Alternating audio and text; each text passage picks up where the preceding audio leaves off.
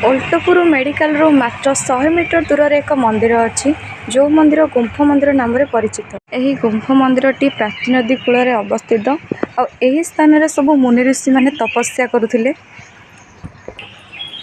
और यही स्थान रे सब भगवान पादुका पूजा पाए। एठारे हनुमान अछंती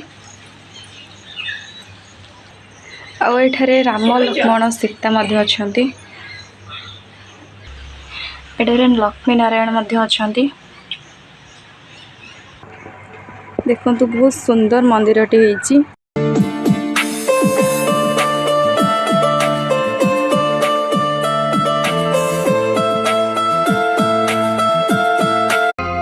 शिव मंदिर सखीलो बाजुची घंटी, शिव मंदिर सखीलो बाजुची घंटी।